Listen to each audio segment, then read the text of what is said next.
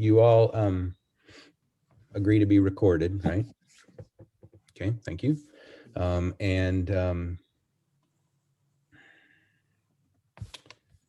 We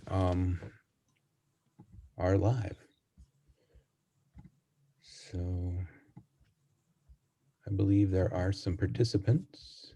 There are 9 attendees right now. Hello. Greetings, everyone. I'm Doug Seefeldt from Clemson University and the papers of William F. Cody. And I'm happy to, really privileged to be chairing this session today on partnering with Buffalo Bill, collaboration, and popular memory. We have a real diverse panel, 1, 2, 3, 4, of 9 presenters who are going to examine different elements of collaboration and partnership in Buffalo Bill's Wild West. Clearly, there's very few figures who have played as significant a role as William F. Cody has in advancing a popular history of the American West. So one of the things that we wanted to tie into this year's theme with this panel is to have a session that approaches Buffalo Bill's mass-mediated version of Western experience from the perspective of its co-creators. So the panelists here are representing people who can be seen as co-creators of that image. So our session will characterize the nature of those collaborations, both literal and conceptual collaborations with Cody. Regarding these 8 specific figures, we're seeking to understand what those collaborations were to each other and what may have been distinctive about the means, purpose, and outcomes of their work together. And by extension, what was the logic of this relationship in the larger universe of Buffalo Bill's Wild West as a national and international phenomenon? This session is informed by the scholarly editing work of the papers of William F. Cody and our series, reprint series, also called the Papers of William F. Buffalo Bill Cody with the University of Nebraska Press. And the majority of the panelists here have been volume editors or in our other series with the University of Oklahoma Press. And they're drawing on insights of their research, some of which is completed, some of which is ongoing. So collectively, they will address how these various collaborations and collaborators expand or complicate our understanding of the ways the frontier West was reimagined for a national and a global audience. So let me give some quick introductions of the panelists here. So Charles Bradshaw, I'll do these in the order that you will hear them present. Each panelist will present for 5 to 6 minutes, and we will go through them till we get to Frank Christensen, the senior editor of the papers of William F. Cody, who will direct the conversation and provide some commentary. And then we will end with at least 15 minutes for audience Q&A. You will use the Q&A function that you see on the Zoom to post your questions, and then I will be able to the group. So you can address them to an individual or to the panel as a whole. Charles Bradshaw is Associate Professor of English at Brigham Young University, Hawaii, where he teaches courses in early and 20th century American literature. He's been working with the papers of William F. Cody and the University of Nebraska Press to publish an edition of Mark Twain's A Horse's Tale, which is due out in December.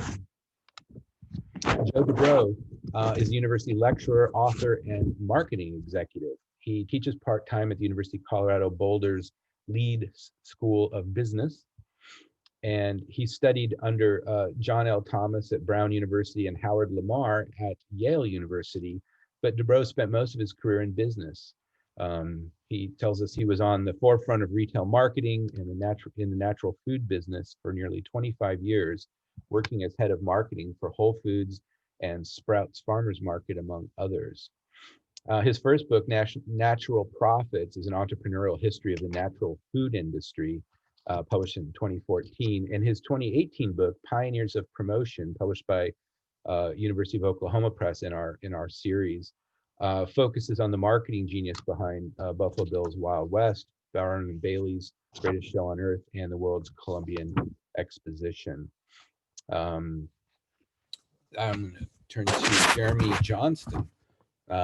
He's the historian at the Buffalo Bill Center of the West, the Hal and Naomi Tate Endowed Chair of Western History, and the managing editor of the papers of William F. Cody. Johnston attended the University of Wyoming, and there's my 5 minutes, where he took a Bachelor of Arts and then got his PhD in American Studies from the University of Strathclyde in Glasgow, Scotland. Matthew Kearns is a historian, web developer, digital archivist, and author of the forthcoming Texas Jack, America's First Cowboy Star, which will hit the streets on April 1st. He lives with his wife in Chattanooga, Tennessee, and he has his most recent public project is the Walter Becker Media Project, as highlighted in Rolling Stone magazine. He also manages a blog, a YouTube channel, and a popular Western podcast dime library, as well as a Texas Jack Facebook page. Monica Rico is professor of history, congratulations, by the way, at Lawrence University in Appleton, Wisconsin. She's also affiliated with Lawrence's environmental studies program that she had directed for the last 4 or 5 years. Her teaching and research explore American cultural, intellectual, and environmental history in the early American period and the 19th century, particularly interested in connections between gender studies and environmental studies, as well as public history. She's the author of Nature's Noblemen, Transatlantic Masculinities, and the 19th Century American West from Yale, among other things. Allison Robbins is Associate Professor of Music at the University of Central Missouri, where she teaches courses in music history, and her research interests include music in the American West, Hollywood and Broadway musicals, and American popular music and dance traditions. Her current research focuses on how Buffalo Bill's Wild West represented indigenous, settler, and military music traditions of the Great Plains. Louis Warren, good morning, is W. Turrentine Jackson Professor of Western History at UC Davis, the author of many prize-winning books and articles, including the 2005 Buffalo Bills America, William Cody, and the Wild West Show, which won the Albert Beveridge Award of the American Historical Association and the Coffee Western History Prize. Lisa Webb earned her doctorate from Oklahoma State University. She teaches American history at Northern Oklahoma College in Tonkawa, Oklahoma, and particularly enjoys working with NOC's large population of first-generation college students. She's currently working on a manuscript about race in Pawnee Bill's historical Wild West. And finally, not least, is Frank Christensen, a professor of English at Brigham Young University and the senior editor of the papers of William F. Cody. All right, so I'm already throwing our timeline off track. And so let's try to see what we can do with a 5-minute alert, and then we can go a little bit longer into 6 minutes if we need to. So we're gonna start with Charles Bradshaw. All right, hi. This is new for me, so tell me if I'm doing something wrong. I guess we're all kind of in that boat. I'm sorry for being a little late. It's 4:30 here in Hawaii, and the security guard wouldn't let me in. No. I had to find my ID and provide it and everything. So, well, I thought that I would just read, and then I'll probably go. It'll be a little bit more than 5 minutes, so I'll summarize as I get to the end, as I get close to my time. And then I've got some. I just have some pictures I'll throw up here occasionally. So.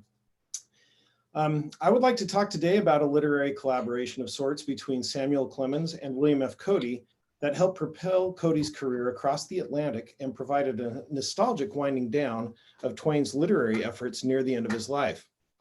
As you might imagine, this collaboration involves the personas of Mark Twain and Buffalo Bill, and it grows, as you might expect, out of their connections to the frontier.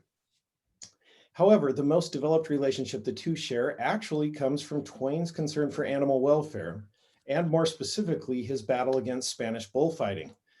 Near the end of his life, Twain employed Buffalo Bill and his fictional horse, Soldier Boy, as characters in his last completed novella, A Horse's Tale. Twain saw the Wild West show in Elmira, New York, late in the summer of 1884, where Livy, his wife, and his children would often retreat to her family's quarry farm. Twain subsequently wrote Cody a letter praising the show for its genuineness, being wholly free from sham and insincerity.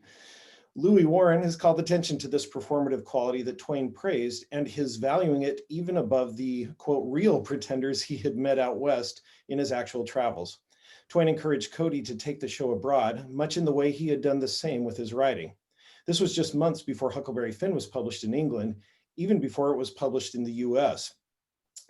Frank Christensen suggests that in a transatlantic context, these exhibitions of Americanness abroad were essential to validating the literary and performative pretensions of both Twain and Cody at home. It is within this transatlantic theatrical dynamic, A Horse's Tale employs Buffalo Bill against bullfighting. When Minnie Mattern Fisk, let me get my picture here. I think I can, oh, I need to share my screen, don't I? Sorry, let's see here. That is not right. Let me get this down here. I have two screens going on here, so just a second. Okay, here we go. Yeah. So this Minnie Mattern Fisk on the left. When Minnie Mattern Fisk, the popular stage actress and animal rights advocate, read Twain's anti-vivisection story, A Dog's Tale, she saw Twain's craft as a weapon that could be wielded for other animal causes. Fisk speculated in a September 1905 letter to Twain that he might lend a similar effort to denounce bullfighting as a springboard for anti-animal cruelty efforts abroad. She would translate and use the story he would write to turn children in Spain against their national tradition. Out of Fisk's request, A Horse's Tale was written quickly as an American intervention in a much broader transatlantic project against animal cruelty. Appearing in Harper's in 1906, it was published by Harper and Brothers as a 1907 novella. While he uses his own name to create a believable frontier setting for the story, Twain fictionalizes Buffalo Bill as the authentic American frontier character to evoke a kind of sentimental child's Western idol that would be recognizable and appreciated as authentic in Spain. Supposedly, the sentiment wrested from the reader by these performances of a bygone time and place would seem authentic enough to change public opinion against bullfighting and replace Spanish tradition with an American sentiment. A tall order indeed. And there you can see I've got the first the cover of the first edition there. So go ahead and stop sharing. I'll give you just a quick overview. In the story, Kathy Allison comes from her native Spain to the American frontier to live with her uncle, General Allison, who's the American brother of her dead father and commander of the fictional Fort Paxton near the Yellowstone River. As a precocious little girl, she becomes the pride of the outpost, and Buffalo Bill, chief of scouts, becomes her mentor and protector. He even gives her his prize horse, Soldier Boy, who even narrates much of the story. Following a series of frontier adventures with Buffalo Bill, Kathy must travel back to Spain with Colonel Allison and Soldier Boy after her Spanish aunt, Mercedes, is able to care for her. In Spain, Soldier Boy is stolen and treated harshly until he is given up to be a picador's mount in the bull ring. After searching for Soldier Boy tirelessly, Kathy finds him at a bullfight, only to arrive too late to prevent his being gored and killed by the bull. Running into the ring to her horse in dramatic fashion, Kathy too is gored and dies. The story abruptly ends with the musical notation for taps.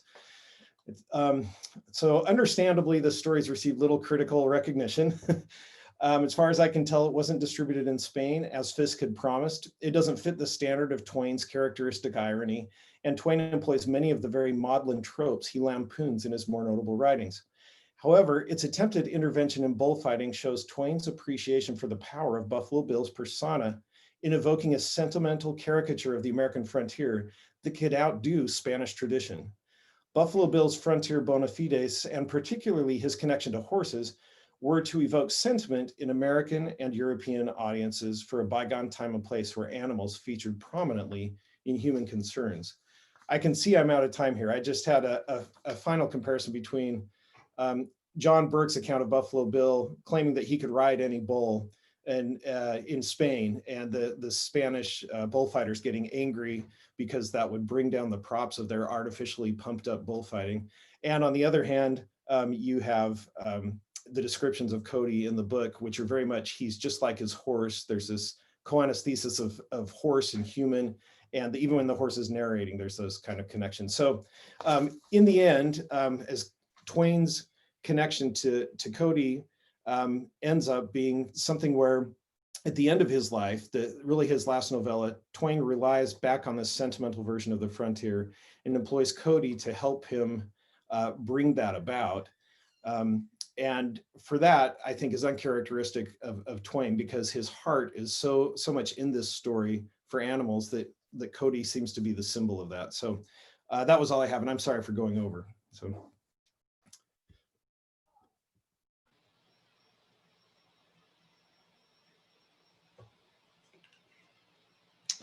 Okay, I think I am up next, so I'm just going to dive right in here, share my screen with you.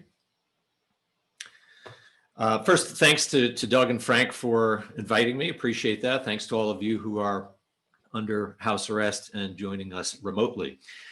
To try to summarize the 45-year collaboration between William F. Cody and Major John M. Burke in 6 minutes is a task that not even the loquacious Major could have accomplished. And to be honest, I feel like I barely scratched the surface in 140,000 words. But maybe it would be helpful to offer a little bit of perspective, because today, more than a century after Buffalo Bill's death, we give him this coveted place in the strange popular memory pantheon where real legends and fictional ones, George Washington, Johnny Appleseed, Davy Crockett, Paul Bunyan, they all dwell side by side in this murky world of perpetual stories and myths and sing-song nursery rhymes. It's a strange place for Cody to be. But there are 10-year-olds today who know Buffalo Bill's name and something of his reputation, even though their great-grandfathers were born after that bittersweet day in 1917, when 20,000 people ascended Lookout Mountain in Golden, Colorado, to lay William F. Cody to rest. But let's play that historian's favorite game for a moment of what if. What if William F. Cody and John M. Burke had never met? What if Burke's 1866 scouting trip had not been delayed by the Indian Wars, and therefore, what if he had not been present along the banks of the Missouri in 1869 when Cody rode into camp? Perhaps with Burke's brand of brilliant marketing and Western fable writing absent, Cody would have gone down as just another buffalo hunter like Bill Comstock, just another scout like Frank North, just another two-bit stage actor like Ben DeBar, or just another performing trick shooter like Doc Carver. And honestly, what 10-year-olds today remember any of them?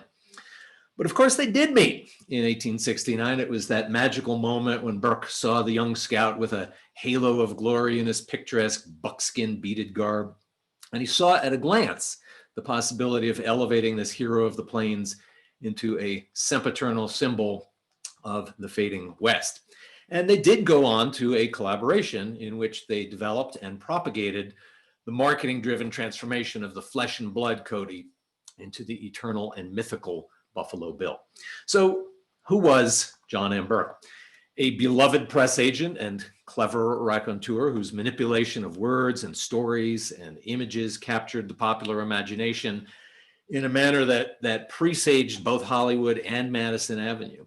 Burke invented tools and techniques that one might rightly suppose were actually inventions of the 20th century or even the 21st century, like the press kit, the photo op, the celebrity endorsement, going back to Mark Twain, reputation management, and the mobile billboard. They have to remember, Burke was really a virtuoso advance man because he played the rapidly growing popular press like a Stradivarius. He sent out these embellished stories of Buffalo Bill and his daring do and all these iconic images of the Wild West. And they hummed across the telegraph cables of 2 continents. While Cody, 2 weeks and many miles behind Burke, donned the hat and dutifully mounted the horse twice each day, and he played before packed arenas this role that the two men had created. Because this was a time when newspapers and magazines were wildly popular, highly competitive. There were dozens of daily newspapers in all the major cities, and they fought for readership by providing these entertaining features and halftone images and the new immediacy of news via telegraph. Burke used this new technology to send cables that methodically tended to Cody's reputation and gradually wrote the storyline of what I like to call a telegraphic saddled and holstered morality play, with Cody as the hero and the major as the author in the far-off wings. Thus, it was Burke's overstuffed retelling of the Wild West's command performance for the Queen in 1887 when she bowed to the American flag, and as Burke put it, there arose such a genuine heart-stirring American yell as seemed to shake the sky. And it was written up on Fleet Street, and then it was telegraphed across the pond so that it appeared on dozens of front pages in the United States just hours later, cementing Cody's status as a patriot and a hero, and not coincidentally, assuring there would be teeming throngs at the Wild West gate when they returned to the States. It was Burke who solicited and apparently wrote a series of endorsements of Cody from a group of military heroes, and then widely distributed this poster depicting them, and he used it for many, many years thereafter. And it was Burke who went on the offensive amidst reports that the Wild West was mistreating its Indians, cabling the papers in New York, referring to those leveling the charges as notoriety-seeking busybodies, the forked tongue of human serpents. And then in October of 1890, explaining that the Sioux who had toured with Cody in Europe were now sailing home, having been ennobled. Well, I could go on and on. Burke certainly did. But I want to leave you with just one more thought, and that is that any true collaboration works both ways. And so it was with Cody and Burke. The Major became quite famous in his day because of his association with Buffalo Bill, and he greatly enjoyed those occasions when the newspapers profiled him. But toward the end, these bonds were broken. Cody had no more need to burnish his image, and he couldn't really afford Burke's services anyway. And Burke would die 92 days after Cody, penniless and buried in an unmarked Washington, D.C. grave far from his intended resting place in the mountains of Wyoming. And that is why on the exact centennial of Burke's death in 2017, I unveiled this tombstone for him, restoring his rightful place in what I see as one of the great collaborations in history. Thanks, appreciate it.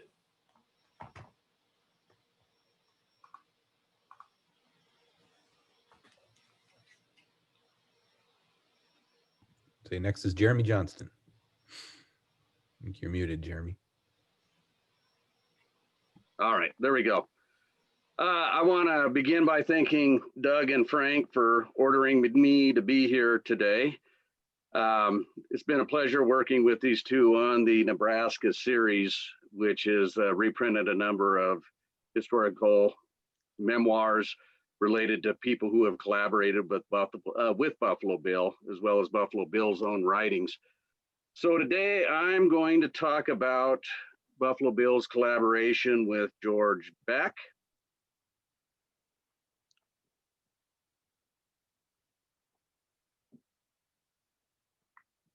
Is that on the screen okay? So in 1894, Buffalo Bill and George Beck formed a business partnership that resulted in the completion of the Cody Canal and the town of Cody, Wyoming, within the Bighorn Basin. Beck first spearheaded these projects, drawing the attention of Buffalo Bill, who asked Beck if he could become a fellow investor.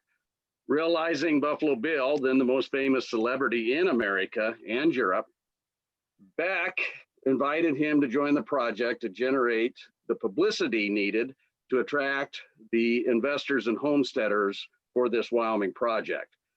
Today, Beck's role as a town founder remains overshadowed by Buffalo Bill's romanticized tall tales of being the founder of the community that bears his name.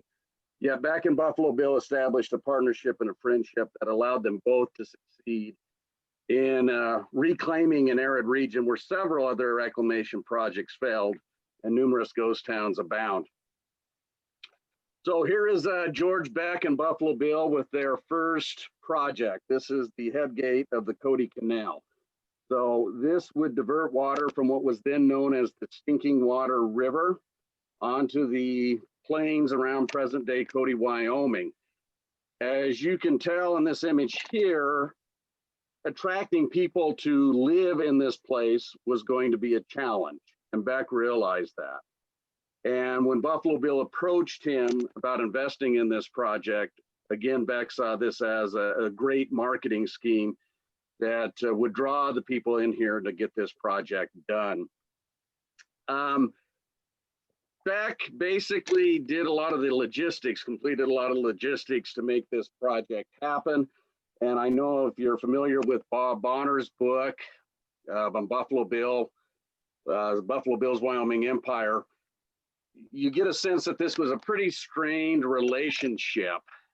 But I think in rereading Beck's memoir, which by the way, had been heavily annotated and edited by Beck's daughters before copies were given to the two known archives, one at the University of Wyoming and one at the Park County Historical Society, which really highlighted more of Beck's frustration with Cody than let on in the original manuscript. So anyway, here is the town of Cody. This is December 1901, and I can't see you, but I'd ask for a show of hands. But how many of you would like to relocate here? Okay, yeah, this is not a community that you would think would attract a lot of people. However, Cody went to work right away, and he came up with this wonderful creation story that appeared in newspaper articles, programs, and even his sister reprinted this in Last of the Great Scouts. It's almost a biblical account of the founding of the Bighorn Basin. Buffalo Bill had claimed that he had been blinded by some kind of eye infection. The doctor asked him to bathe his eyes with whiskey, and Buffalo Bill was not about to waste any good whiskey treating his eyesight. So he traveled with a guide to the Bighorn Mountains, blindfolded. When they got to the top of the Bighorns, the guide went down to the basin, gathered some medicinal water from the Maris Hot Springs, which are located outside of Cody, bathed Buffalo Bill's eyes, and then Buffalo Bill looked out onto the Bighorn Basin. He could see green grass, the green trees along the river. He could also see the deer and the antelope frolicking, and it was a wonderful place. And he decided he was going to make this a home for countless numbers of homesteaders. And people bought into this. Some people bought into this, I should say. It didn't really take off like they had hoped.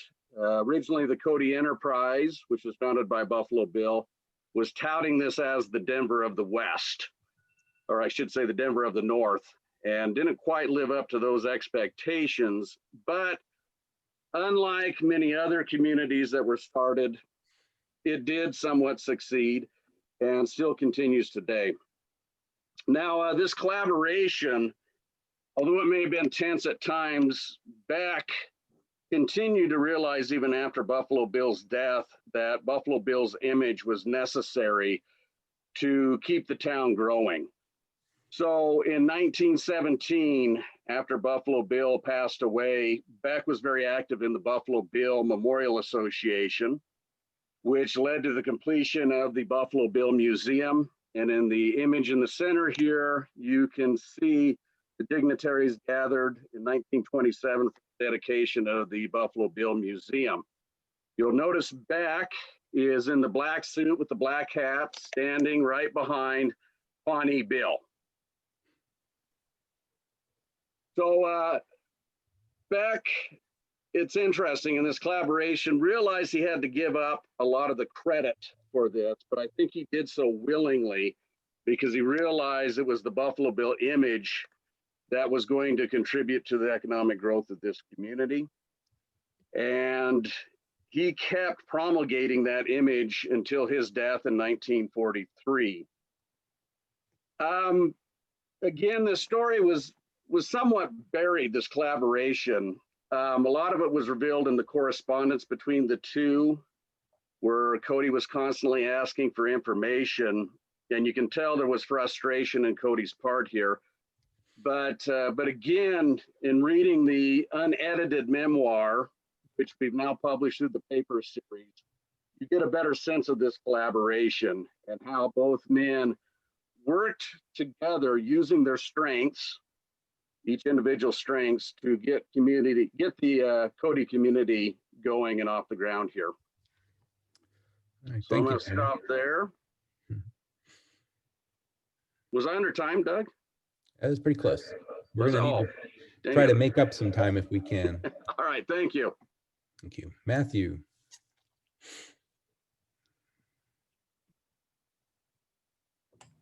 All right, let's share this. All right, basically we're going to be talking about Buffalo Bill and the fact that Buffalo Bill was not a cowboy. Buffalo Bill wore a Stetson on stages and arenas all over the world from 1872 until his death in 1917, but no one presented with that wide-brimmed chapeau would call it a scout hat. From its inception as Buffalo Bill and Dr. Carver's Rocky Mountain and Prairie exhibition in 1883 until Cody's death in 1917, no entertainment was as prevalent or successful as Buffalo Bill's Wild West, but the movies and the TV shows that followed were never called Buffalo Hunter movies. Central to Buffalo Bill Cody's vision of the Wild West was what would become the defining icon of the Western man, the cowboy. Louis Warren, in his book Buffalo Bill's America, tells us, though, that Cody was an absentee ranch owner who was never a cowboy. But over 100 years after his death, the imagery and iconography of William F. Cody remain indelibly tied to the profession of the cowboy, the rare job that Buffalo Bill never held. Buffalo Bill was a scout, he was a showman, he was a buffalo hunter, he was a soldier, he was a teamster, a hotel proprietor, and even a town planner, but Buffalo Bill was not a cowboy. For over 20 years, the culminating act of Buffalo Bill's show was listed in the program as attack on a settler's cabin by hostile Indians, repulsed by cowboys under the leadership of Buffalo Bill. With civilization at stake and the fate of the emblematic white family on the line, the group of heroes riding to the rescue was not comprised of professional soldiers, but of cowboys, and at their head was always Buffalo Bill. When Cody, celebrated as a civilian scout for the military well before taking to the stage in 1872, rode toward engagements with hostile Sioux or Cheyenne on the plains of Nebraska and hills of the Dakota Territory, it was never in the company of cowboys, but of trained soldiers. Why then did Cody present the cowboy as the savior of the white family, of civilization itself, from the threat of savagery? The answer is the man Buffalo Bill called one of my dearest and most intimate friends, Texas Jack Omohundro. Texas Jack was a cowboy. In 1869, Cody had been placed in charge of the government's livestock at Fort McPherson when Texas Jack rode into town behind 4,000 head of longhorn, and within weeks the men were inseparable. They hunted together, they drank together, they scouted together, and they hung wallpaper in Cody's new home together. One of the most often mentioned anecdotes in Buffalo Bill's life is the excursion that earned him the Medal of Honor. On April 26th of 1872, Buffalo Bill set out from Fort McPherson in pursuit of Minneconjou raiders who had stolen horses from nearby McPherson Station the night before. Cody and the troops under the command of Captain Meinhold tracked the horse thieves, and after a brief skirmish in which Buffalo Bill was mildly injured and 3 warriors were killed, the Minneconjou were apprehended and the horses returned. Buffalo Bill was not the only man to earn a Medal of Honor that day. In his report to his superior officers about the encounter, Meinhold mentions 4 men. The first is William F. Cody, who he says his reputation for bravery and skill as a guide is so well established I need not say anything that other than he acted in his usual manner. The next is Sergeant Foley, who in command of a detached party charged into the Indian camp without knowing how many enemies he might encounter, and First Sergeant Leroy Vokes, who bravely closed in upon an Indian while he was fired at several times and wounded. The last is Texas Jack, who Meinhold says is a very good trailer and a brave man who knows the country well, and who I respectfully recommend his employment as a guide should the service of one in addition to Mr. Cody be needed. Cody, Foley, and Vokes are each awarded a Medal of Honor for gallantry in action. Texas Jack, perhaps because of his former allegiance to the Confederacy, was not.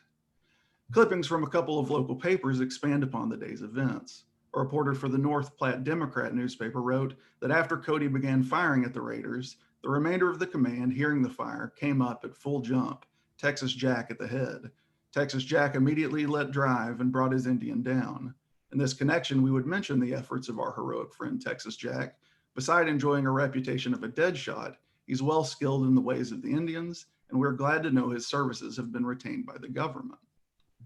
Cody himself wrote that 2 mounted warriors closed in on me and were shooting at short range. I returned their fire and had the satisfaction of seeing one of them fall from his horse. At this moment, I felt blood trickling down my forehead, and hastily running my hand through my hair, I discovered I'd received a scalp wound.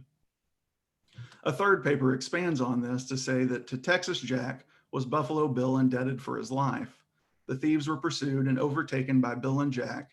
An Indian had just drawn a bead on Bill when Jack's quick eye caught the gleam of the shining barrel, and the next instant the noble red was on his way to the happy hunting ground, his passage from the sublunary sphere being expedited by a bullet from Jack's rifle at a distance of 125 yards.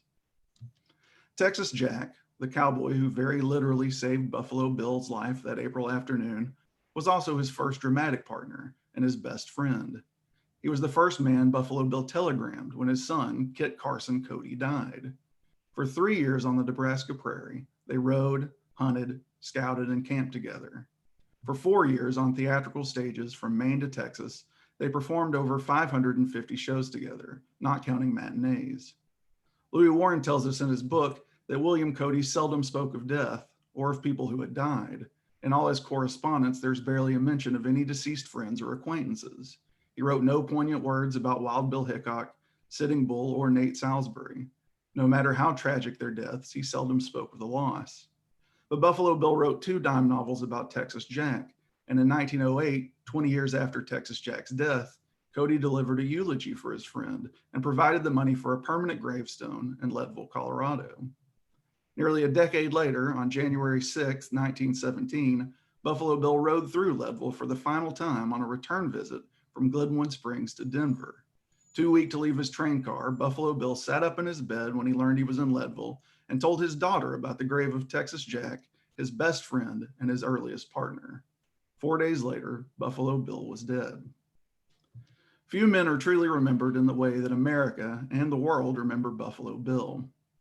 America largely forgot about Texas Jack Omohundro, the cowboy who first popularized the profession, the cowboy who introduced the lasso to the stage, the cowboy whose words on the profession of the cowboy were printed in the programs handed out at each stop of Buffalo Bill's Wild West, the cowboy who saved Buffalo Bill's life. America forgot, but Buffalo Bill remembered. And because Buffalo Bill remembered the cowboy, or remembered Texas Jack, the world remembers the cowboy. Thank you. Excellent. Thank you. All right. Monica. Okay, so it's a pleasure to go after to follow Matt's presentation. That was lovely. I will try to be brief. Annie Oakley died in 1926. Okay, so but her legend lived on. So I want to talk a little bit, not so much about the historical Annie Oakley, but about the about that legend, about that afterlife. So let's do the screen share thing. All right, play from start. There she is. There's me. There's Annie Oakley. So there are 3 points that I'd like to make today. And I think of these more as departure points for discussion rather than as a kind of argument that I'm making for an audience. The first point is that I think Oakley's biographers have adequately established her historical legacy and her achievements. People have done the kind of recovery work that Matt has done for Omohundro. And what they were doing was, this is the second point, they were pushing back against a legend that had kind of coalesced around Oakley's figure in the middle of the 20th century. So I think it is worth asking, however, what cultural work did that mid-20th century pop culture legend do? Granted, the image of Oakley that emerged in the 30s and the 40s and the 50s really didn't have much to do with the historical Oakley, but rather than just kind of say, okay, that's historically accurate, let's not look at it, I think that legend has a lot to tell us. So to elaborate on my first point, Oakley's biographers, Cheryl, Casper, and Glenda Riley, addressed themselves to challenging the legend. Casper, in her 1992 biography, wrote that, quote, despite her great fame, 4 biographies, and a lingering legend, much misinformation remains about the facts of Oakley's life. And then Casper listed various inaccuracies that had come up in those previous biographies and added, perhaps the biggest falsehood of all is the legend itself, which portrays Oakley as a swaggering cowgirl when she really was no such thing. The other recent major biography of Oakley, Glenda Riley, similarly observed that there is a kind of mythic Annie Oakley embedded in a mythic West.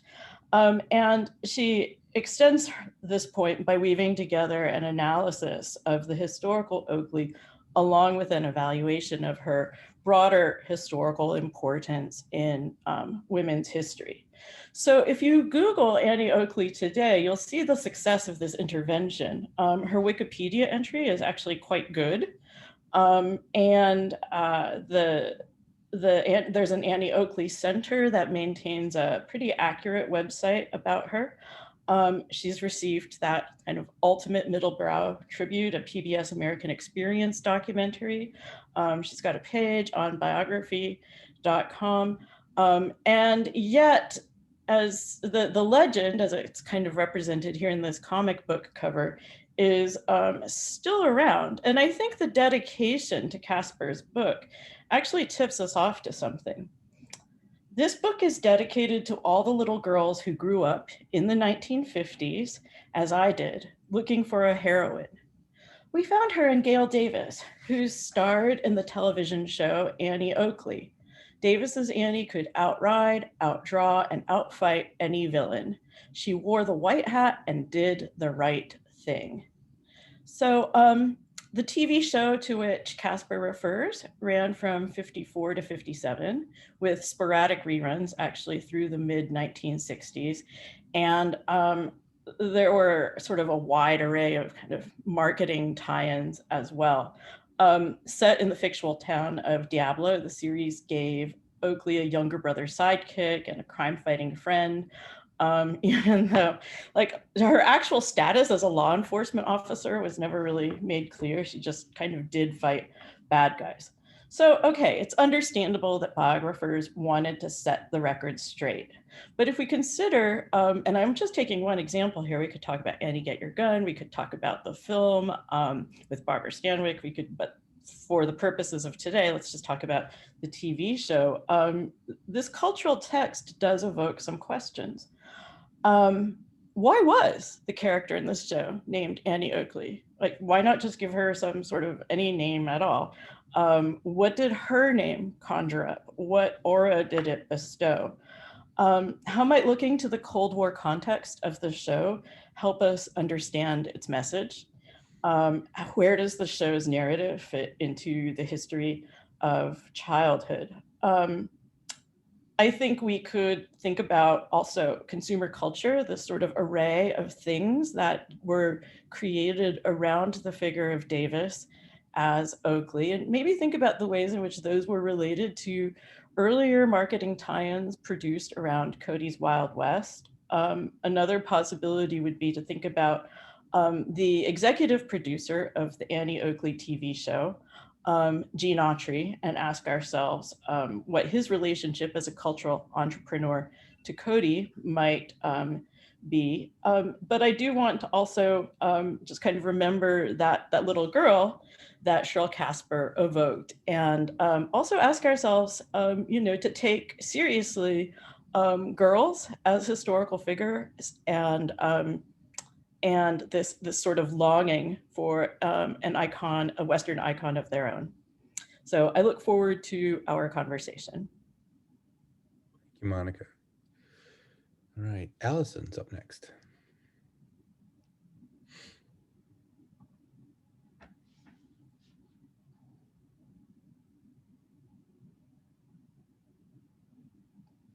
All right, thanks everybody. At last year's conference, I argued that there was more cavalry in the music of Buffalo Bill's cowboy band than cowboy, but that the show nonetheless promoted the cowboy musician in an effort to remove the military face of the West. This year, I'd like to ask what happened when the cowboy band, under the direction of William Bill Sweeney, was asked to represent military music. Namely, what happened with the show's musical accompaniment when the Wild West reenacted the Battle of the Little Bighorn? And how did that performance shape popular memory of the soundscape of the Plains Indian Wars? So first, a little bit about Custer and his 7th Cavalry Band. The band music that accompanied Custer's cavalry charges in the Civil War took on a brashly imperialist role when heard within the 7th Cavalry's frontier campaigns. At the massacre at Washita in 1868, Custer ordered his band to play Gary Owen as the cavalry attacked the Cheyenne encampment at daybreak. In 1874, the Black Hills expedition led by Custer included a mounted band of 16 men that, according to Captain Luther North, played, quote, every morning upon leaving camp for 2 or 3 miles.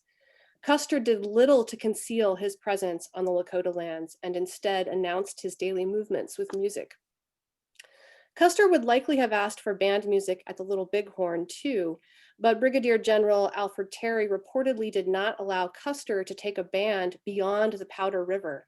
Sergeant Charles Windolph, meanwhile, described how Custer's pursuit of the Sioux in July of 1876 had left his cavalry horses exhausted, so the more well-rested horses of the regiment's band were borrowed, leaving the musicians near the Tongue River once again playing Gary Owen as the troops departed.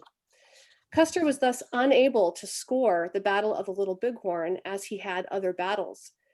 The reenactment of the Little Bighorn in Buffalo Bill's Wild West would offer Custer's band a musical afterlife of sorts. That's, to use a word that Monica just used too, afterlife. I can't get my slide, there we go. Okay, so here's a little bit about Bill Sweeney, the leader of the cowboy band. He was an active musician, an active member of the US Army during Custer's service in the West. On July 26, 1871, Sweeney enlisted for a 5-year stint as drummer and cornetist. He mustered out in 1876 at Fort Lyon, Colorado. And on December 12, 1876, he re-enlisted as a member of the 13th Regular Infantry.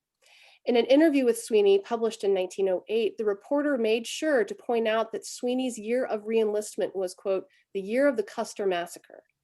Thus, although there are no known connections between Sweeney and Custer, he served as an Army musician when the 7th Cavalry Band was well known in the West. Sweeney joined the Wild West in 1884.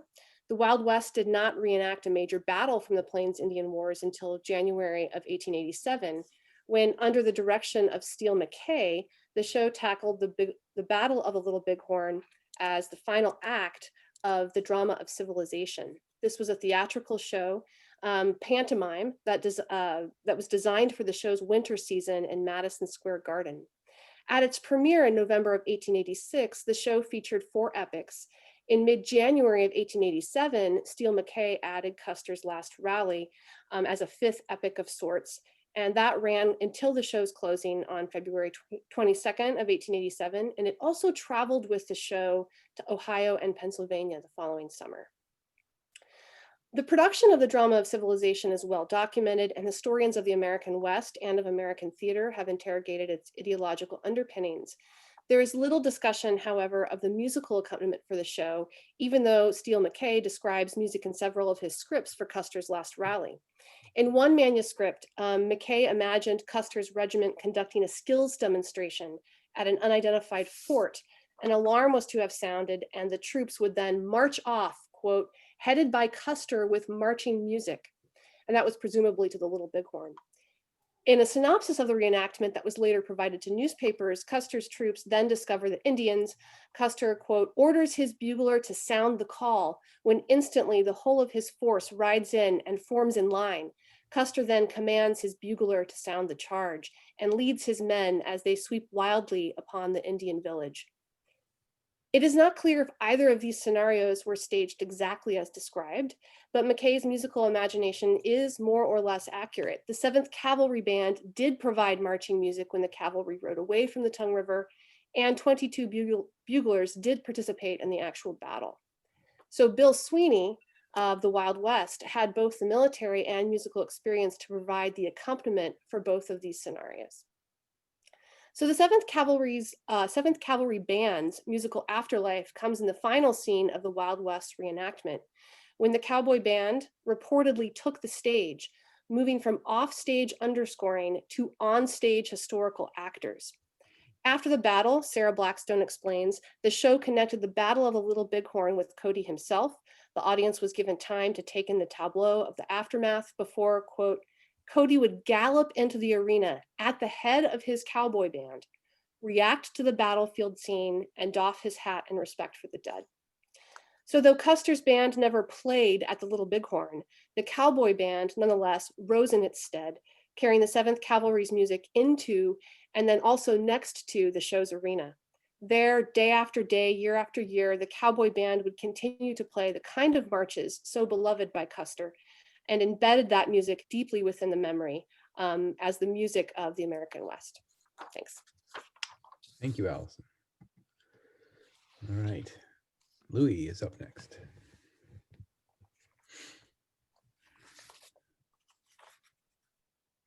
Thank you. Unmute. Sorry. I'm just sharing, I'll just share a screen. I'm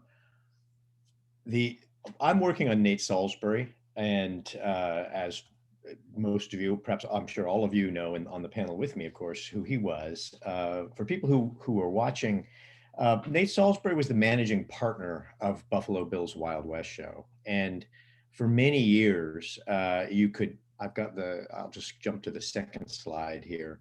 For many years, with the Wild West show, when you saw Buffalo Bill Cody's picture at the beginning of the program, or often on the billboards that the two put up, they were put together side by side like this. He's the vice president and general manager. The thing that I'm intrigued with about Nate Salisbury, I've always been intrigued with, is this memoir that he wrote that I'm writing an introduction for now that that's going to be published as its own publication for the first time. The memoir was composed in 1901, and it was as Nate Salisbury was dying and Buffalo Bill Cody and the Wild West were going on. And Cody and Salisbury had been had worked closely together since 1884, when Salisbury came on as manager. Salisbury himself had been an actor. He had grown up in Illinois and had actually gone into the Civil War, where he saw action at Chickamauga and the Atlanta campaign and so forth. But what he was best known for was his role with an acting troupe called Salisbury's Troubadours. He is widely credited, or not, I shouldn't say widely credited, among people who follow things like the history of musical theater. Salisbury is a known quantity. He's credited with inventing the modern musical, the modern American musical, or at least as an inventor of it, with a production he did called The Brook, which was just a group of actors singing and dancing together on a stage, and sort of with a very thin plot, stringing together a group of song and dance routines. But he joined Buffalo Bill Cody in 1884, after Cody's disastrous first season trying to run a Wild West show in 1883 with Doc Carver. Cody said that he went to Salisbury and hired him to be his, or ask him to come on as managing partner, and they worked out a deal. And thereafter, Salisbury was the person who was responsible for that large staff of people who did all the promotion and advance work for the show. And it was a huge operation because this is a show that at its peak requires 3 trains, right, to move the staff, the support, the animals, and all the props, right? It's got a massive calendar, and they have to hit all of these venues on time and set up and take down and so forth. He was responsible for Salisbury was responsible for organizing the trip to London in 1887, and all of those sort of glory years of the show. He's the primary organizing force, and what makes his memoir so fascinating is how furious he is at Cody. And just to give you a sample, if you don't know the memoir, he said what he wrote was not for publication, but if it were, he would call it 16 Years in Hell with Buffalo Bill. And his grievances were many. Mostly what comes to the fore is Cody's, what we would call Cody's hedonism, Cody's endless appetites for women and drink. It really Salisbury's account plays into our stereotypes of show business life and superstardom. And he says that when Cody drinks, he forgets honor, reputation, friend, and obligation in his mad eagerness to fill his hide with rot gut of any kind. He would keep at it until he fell so sick that he could not move, or as he used to put it, his liver flopped. And then would come the strain of getting his head reduced. And then he will go on and say, when he sobers up a little, he's so conceited as to imagine he had a perfect right to get drunk, no matter at what cost to his associates at business, and takes it for granted that he's so great a man that all the world excuses him because he is a hero and an old-timer who saved America from going back to the wilderness as Columbus found it. It goes on in this tone. These are the funniest parts of this memoir. When I first came across it, when I was doing the research for Buffalo Bills America, I just started laughing because when you keep in mind that Cody himself is, let's remember what he was and think about what it must have been like to work with him. He's a performance genius. Cody is the person who has enormous charisma and can ride into an arena or walk into a room and immediately draw all the attention to himself. Great talent for that kind of thing. He's also the person who Cody really does do the directing of the show. And as I argue in Buffalo Bills America, it's Cody who originated almost all the acts of the show. Salisbury helped put them in a different order, but all the acts of the show, the original show, were Cody's. Salisbury would claim in his memoir, I invented the whole thing and I picked him out to be the star and I made him. He basically says that I made Cody and now he's turned on me and he's so bitter and resentful. And what is so fascinating to me about this account is how familiar that is. That is, I can't remember the number of movies I've seen about stars and managers or stars and managing partners who have a falling out, where the star says, I'm going out on my own, I've got my own thing, I've got my own vision, and the manager says, but I made you, you are mine, you're my creation. And it's what I think is going on here is a couple things. One is Salisbury's dying, and it's kind of a bitter memoir by the end. And what he's doing is writing down an account for if his family, he thinks his family is going to be ripped off by Cody. Cody's going to take the money from the show and his part of the show and steal it, which apparently did not happen. Apparently that's not what happened after Salisbury died. Salisbury dies in 1900. I can't remember if it's 2 or 3, but he dies then. But I think the bigger issue is that Salisbury's, he's a foreshadowing that narrative we know of the split between managers and their stars, right? That tension, right? He foreshadows that so well because he's there at the beginning of that tension. In the 19th century, acting companies and acting troupes, for the most part, were run under the actor-director model, which is where the lead actor hires a troupe to work with him for a season. Often the lead actor will own his own theater. Cody worked on this model himself when he was on the stage with the Buffalo Bill combination. Cody more or less managed that himself. But as acting and as show business gets to be much bigger and more complicated in the 1880s in particular. As the railroad network allows traveling shows to go much greater distances, many more venues, and companies, acting companies get bigger, managing becomes its own profession. And it's immensely complicated. It requires a huge amount of work and a great number of social connections. And Salisbury's really good at it. His success with this is much greater than his success with his own acting career. But I think that tension, that complication, or the complicating of the business, right, allows for this whole new cadre of managerial staff and the star, and tensions to emerge between them in new ways. And that's what Salisbury is evidence of for us, among other things. And I'll stop there. Thank you, Louis. That's great. Elise is next.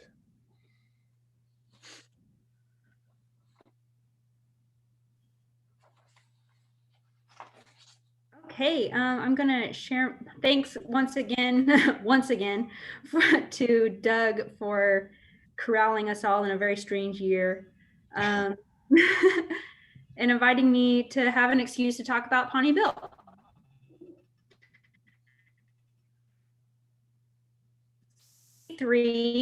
William Lilly called Pawnee with a tribe. Pawnee agent day. Pawnee that year, Buffalo Bill's town with Pawnees for a stage play. He also hired Pawnee Bill as interpreter. Though his first job was only a bit part, Lilly had ambitions. So to that end, in 1888, Lilly quit Buffalo Bill and began his own enterprise called Pawnee Bill's Historic Wild West. As Gordon modestly stated later, his show operated with varied degrees of success. In late 1907, Pawnee Bill went to visit his former boss and present competitor, Buffalo Bill Cody. He arrived just as the show noticed it was alive. When Cody mentioned it, Pawnee Bill replied that Cody should never have come to New England that late in the season, but he assured the elder showman that business would pick up once again once they got to Michigan, so Cody should put out every seat he owned. Cody was hesitant to believe him, and as the two parted ways, Cody said, "I am going to watch and see how your prophecy comes out." Lilly received a telegram a few weeks later from an ecstatic colonel who said, "First town in Michigan, got all the extra seats in, turning people away in the rain." This prophecy, such as it was, convinced Cody of Lilly's business acumen and led an associate to tell Pawnee Bill that Cody was stronger for you than horseradish. Bill soon received a message from the administrator of the James Bailey estate. In addition to his own show, Bailey of circus fame also owned a share of Cody's show. Upon his death, Mrs. Bailey wanted to get rid of both the Barnum and Bailey Circus and the Buffalo Bill Show. Brothers John and Otto Ringling had bought out Barnum and Bailey, and she wanted Pawnee Bill to get in with Cody. When Lilly asked the Ringlings why they did not buy a share of Cody's show, their reply was heavy with foreshadowing. They said, "Cody is awful hard to get along with. No one can handle him. Wait till you get opened and out on the road, and you'll have your trouble." Pawnee Bill stiffly replied that he had been on to continue. Sully and Cody signed the merger and began touring as Buffalo Bill's Wild West and Pawnee Bill's Great Far East. Since that was so much of a mouthful, most people just called it the Two Bills Show. The Bills explained the combination to the public as a friendly, collaborative effort, but the merger was not always friendly. Lilly had originally purchased 1/3 share of the Cody show, and he believed the other two owners were Cody and the Bailey interest. But when Mrs. Bailey's representatives locked horns with Lilly over hiring practices, Lilly argued that Cody was part owner and was entitled to keep his men if he liked. At that point, Bailey's representatives heatedly informed him that Cody had sold his share to them, did an iota of it, and said if Lilly was going to be stubborn, we'll buy them out. So he did, and became sole owner of the show. When Lilly later spoke to Cody, Cody pitifully informed his new boss he was completely broke. Yet Cody was very eager to buy back his show. So to that end, Lilly created a contract agreeing that Cody could pay him back the money for 1/2 interest if in return Cody did not absent himself from the show.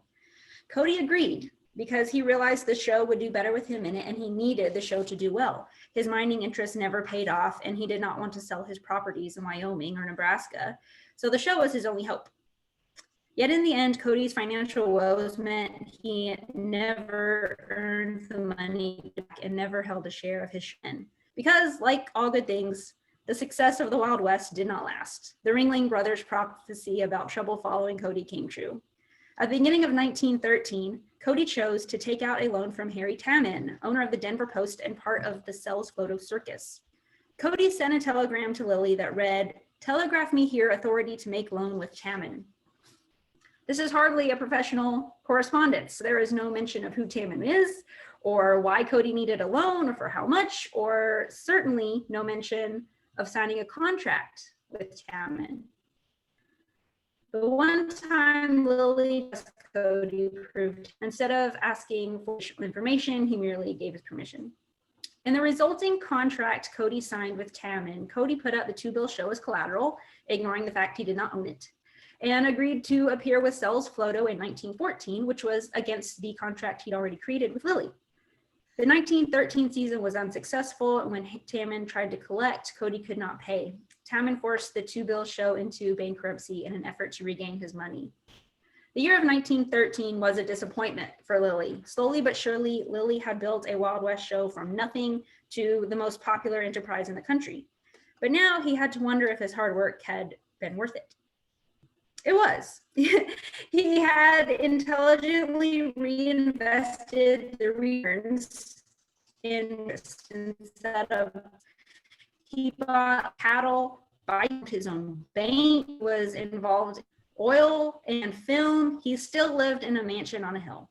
So during his own lifetime, Lily did achieve financial stability. Buffalo Bill's show may have been among the first endeavors that he bankrolled, but it would not be the last. Thank you once again, and I will try to stop sharing so that I can turn it over to Frank for comment. Thank you, Elise. All right.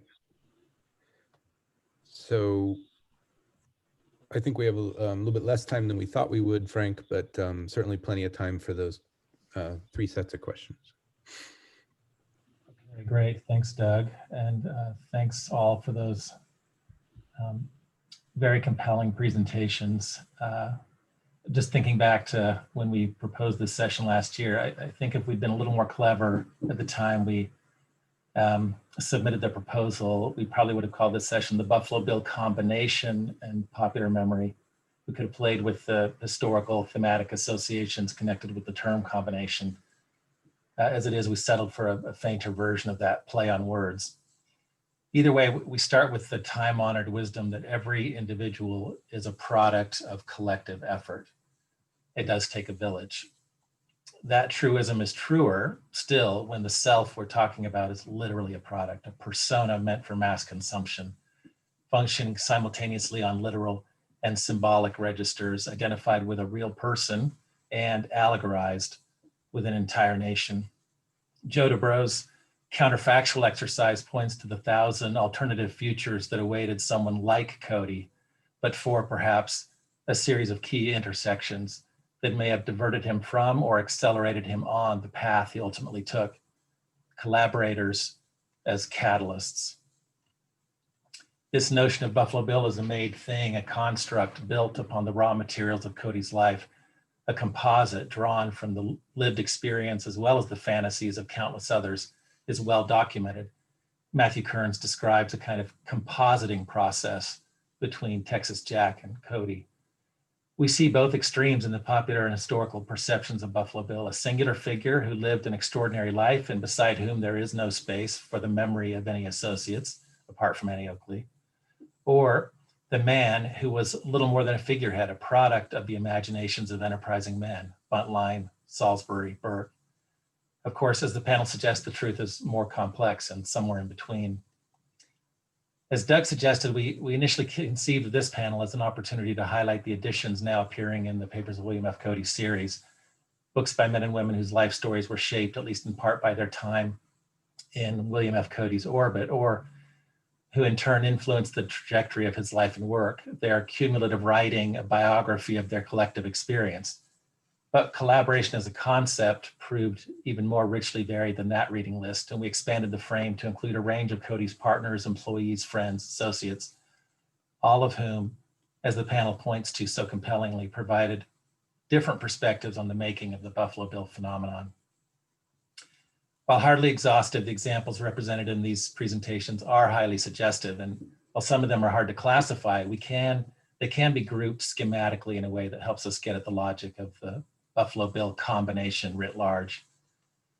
As Louis Warren underscores, these relationships were professional, in some cases of a kind not seen before the advent of mass culture. That figures such as Salisbury and Burke mediated between Cody and his public points to a core function and a key aspect of collaboration. A new kind of celebrity and a new kind of public required novel means of engagement. Cody's fellow performers literally constitute the Wild West as an exhibition of the real thing, and each abides by that almost dogmatic standard that their stage selves are rooted in lived experience.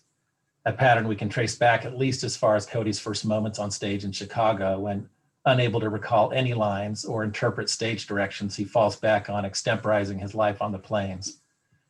That formula was at the root of the Wild West success, even as it blurred the boundary between the realities of living and the realism of performance, something illustrated so effectively in the collaborative accompaniment that could score an actual battle just as readily as a battle scene, as Allison Robbins shows. While the employer-employee dynamics put most performers in subordinate position to Cody, his business partners required a different kind of mutual dependency, the shared project of land development in northern Wyoming, or maintaining public interest in the Two Bills show, involved complementary strengths and possibly weaknesses that could make or break a venture.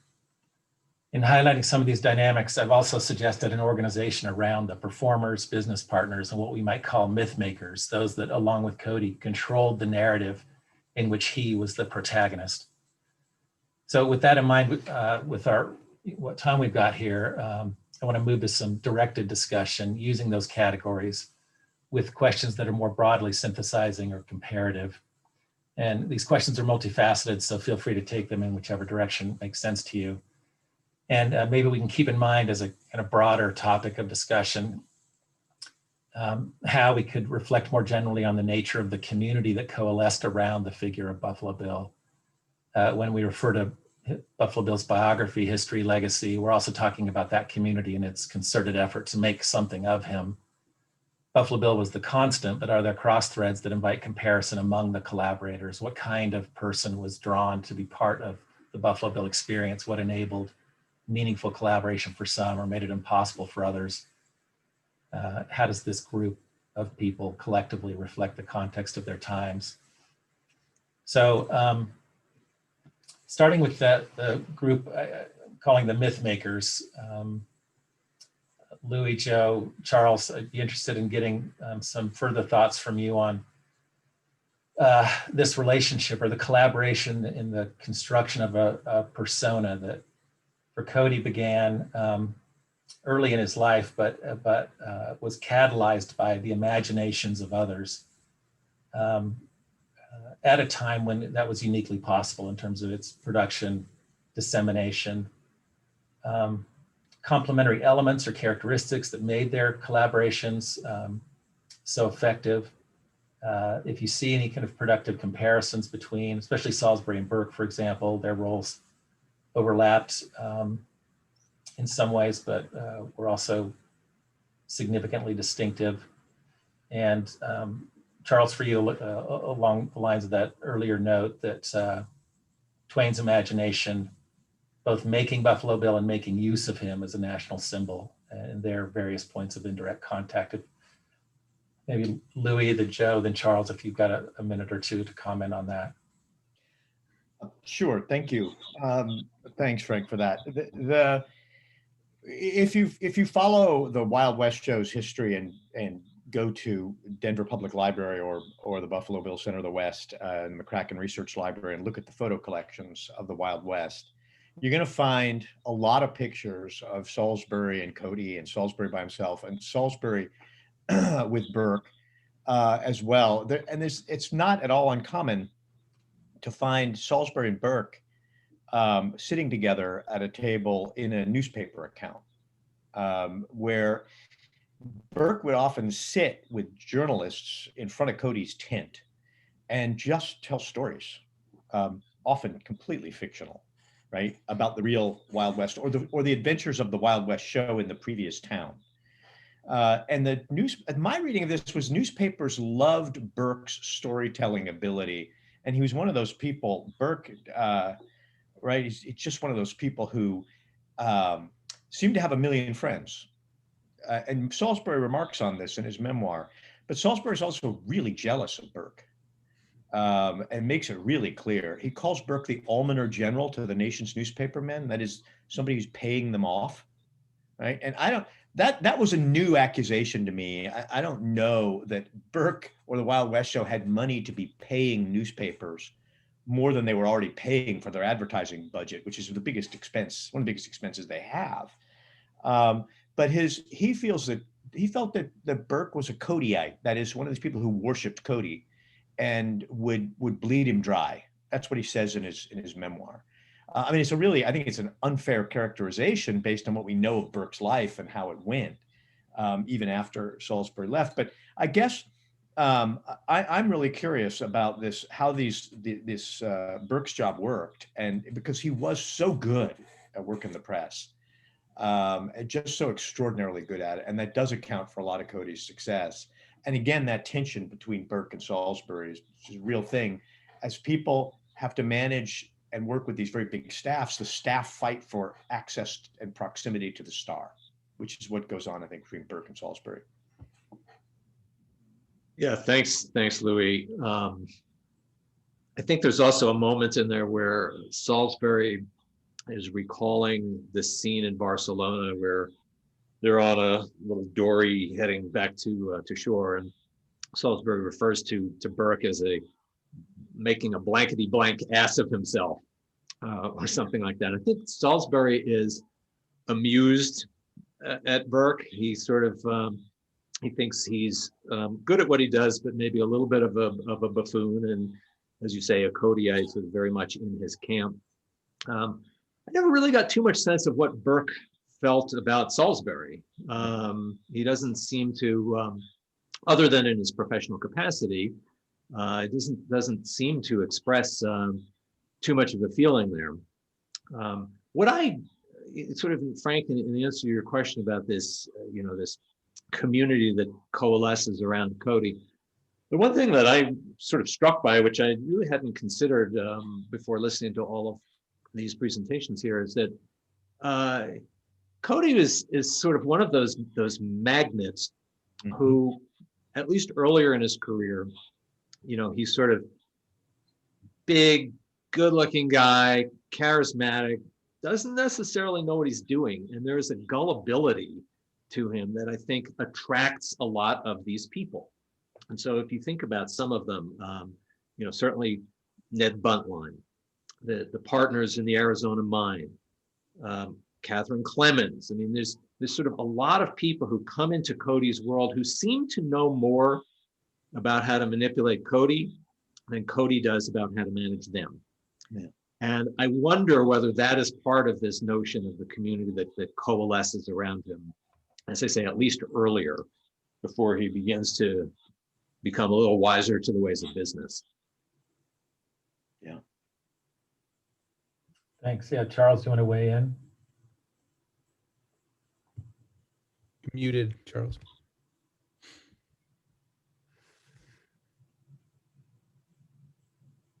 There we go. Okay, sorry.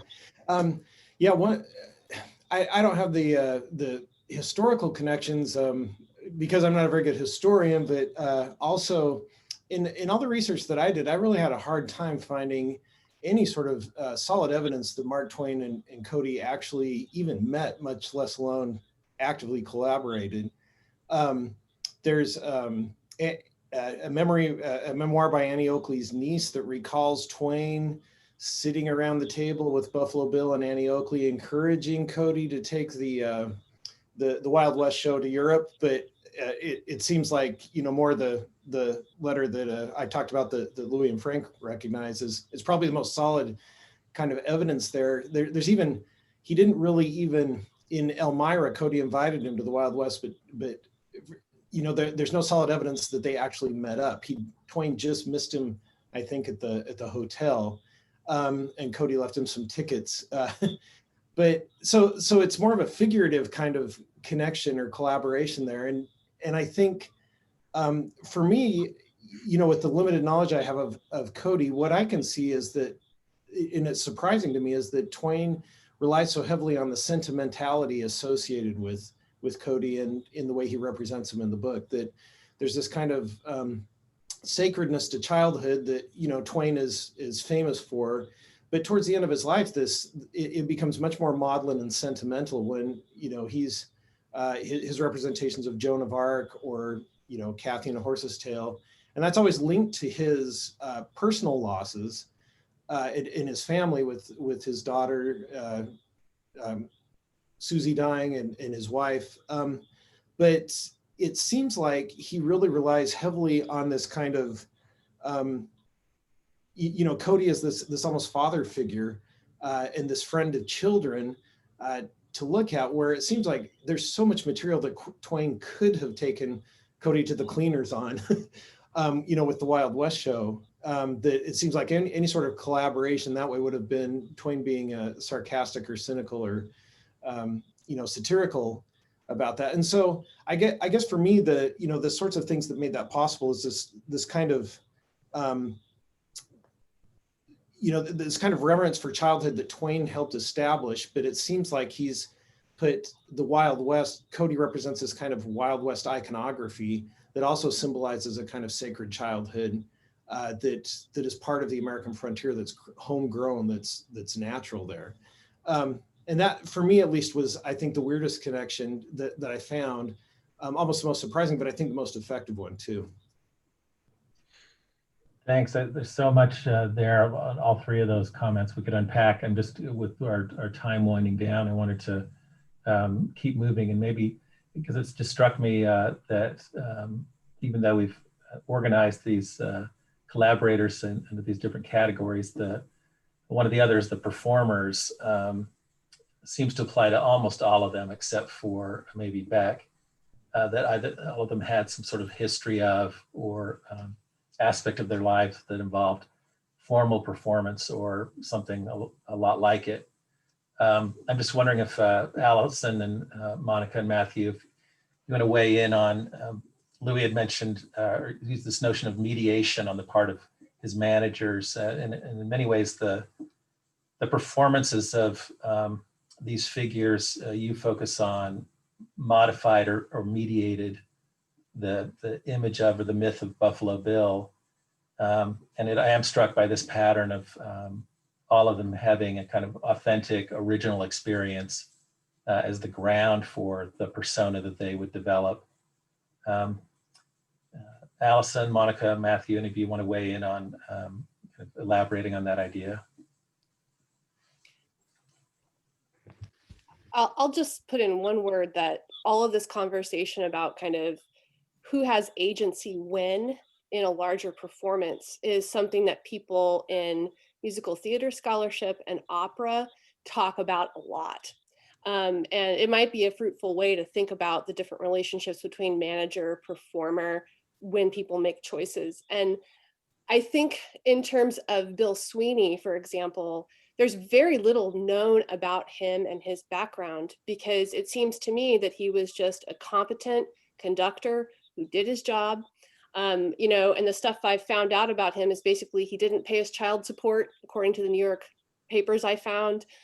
He went jackrabbit hunting with some of the guys in South Dakota, and he took walks a lot during the winter season to keep down his weight. Like, that's what I have found in newspapers. And so when you think about how different performers, you know, have agency in this process, I think it really depends on what art form they're working in and where they're given time to open up. And Sweeney, I don't think, had probably much to say about the accompaniment during the show when he was asked to do something. He was probably just told to do something and he did his job. But the moments where I think of him as really coming to the fore as an artist is probably in the concerts that preceded the show, where the cowboy band was given an hour, half an hour to just do their own thing and do a concert. So that's kind of thinking about collaboration. As far as kind of background, I have to say, I was kind of surprised how well Bill Sweeney's life does seem to line up historically, because I know there is so much sham in show business. But man, he was a military musician, and I think it fit the show really well. And he did bring some kind of credibility that was highlighted.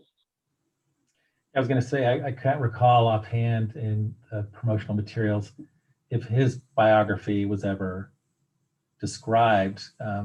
In a way, it's you'd think it wouldn't matter because it is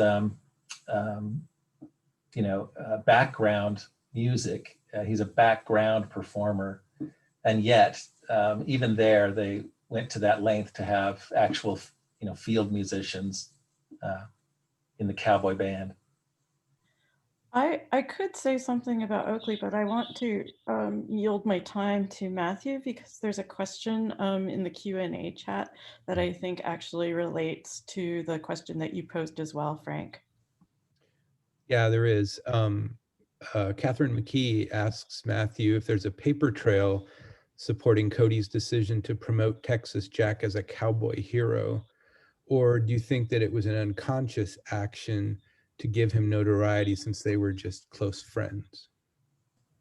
I don't think that Cody necessarily sets out to individually raise up Texas Jack in any meaningful way. I think that most of what it is subconscious, with a couple of notable exceptions. The one is, and this is kind of the central thesis that I try to make in my book, which is that, we have this concept of cowboys and Indians. That's kind of the central enduring myth of the Western, of the kind of fictionalized American West. We call them cowboy movies, even when they're about a lawman from Kansas City. That's just become our shorthand. And so I kind of try to make the point that, Texas Jack, a real cowboy, really does fight Indians with Buffalo Bill. That is a truth. And the paper trail, as it were, to me, is that, in all of those programs that Buffalo Bill uses, from the inception of the Dr. Carver and Buffalo Bill show in 1883 on, include two pieces that Texas Jack wrote for the Spirit of the Times magazine. One is about the cowboy and his life as a cowboy. And remember, this is 1877 when this is published, at a time when the word cowboy did not mean anything good. It was an insult at best. And Texas Jack kind of starts writing that. And then he writes another piece about his 1872 hunt with the Pawnee Indians, when he was basically given charge of the entire Pawnee amassed tribes to lead them on this big summer buffalo hunt. Well, Buffalo Bill includes both of those pieces as a primer on both cowboy life and cowboys interacting with Indians. So to me, that was proof enough. But I think that you kind of go into that Buffalo Bill has these partnerships, and the main goal to me seems always, at least in the way they're presented to the public, in maintaining Buffalo Bill's authenticity as the true hero of the West. He can do that initially with Texas Jack, even though you wouldn't even call them bad actors, because that would imply they had some skill as actors, period. They weren't actors. They were what we would now call reality stars. They were playing themselves, stylized, but they were playing themselves. And when Texas Jack and Buffalo Bill split up after halfway through 1876, when they both go west to pursue the Sioux Indians after the defeat of Custer.